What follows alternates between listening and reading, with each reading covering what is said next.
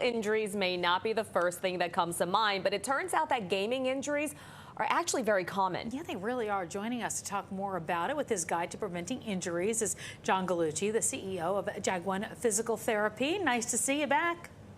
Great to see you guys. Pix 11 team. Let's rock and roll with these gamers. Let's do it. Let's do it. All right, so there's some real common injuries that come when you're a gamer. What are those?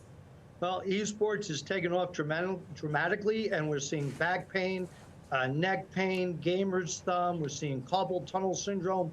We're seeing more injuries from esports than we are from regular sports, based on the component of taking care of your body, even though you're using it repetitively. So it's very, very important that we start taking care of our gamers.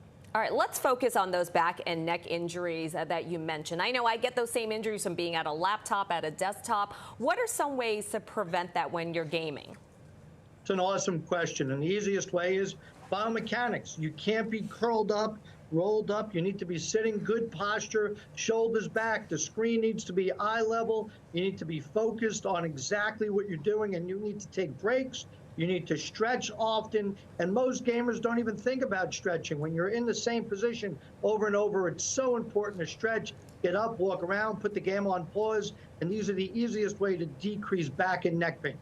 I feel like it takes your momentum if you got to get up and stretch, right? They'll be scared to do that. So you mentioned gamer's thumb. What is that, and is it preventable? So it is preventable. It's called decurvatus tendinopathitis. Sure. Big word, basically means your thumb hurts here into your wrist, and the easiest way is over repetition. Rest is important. It's very, very important to treat once it starts getting painful. Easiest ways to treat are to ice, to rest, to definitely do some strengthening exercise, flexibility exercises. All four of those things together will keep you gaming instead of coming to my office. We want you gaming. I got to tell you, though, I think if a kid goes to their parents and says, like, oh, I got gamer's thumb, then the parents can be like, well, stop playing. This is what I've always dreamed of. Stop playing the game.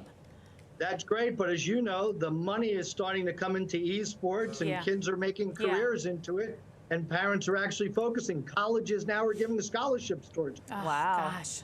Yeah, and to Tamsen's point, it's kids, it's teens, it's adults even. What about some of the mechanics behind it? Can they use, say, a different console maybe? Does that make a difference? So what's awesome is you're starting to see the gamers come out with different consoles to hold the posture appropriately, to hold their wrists in a neutral position. A lot of the original controls were in a flex position or a gripping position, which was causing the carpal tunnel and the gamer's thumb. We're starting to see more and more of the controls come out more ergonomically usable, so the gamers are more neutral and not getting those overuse or flexion extension. Gosh, there's so much to it, right? So intricate. John, Who would have thought? Who would have thought? Because I don't know. I had like 3 majors to choose from, and gaming wasn't one of them.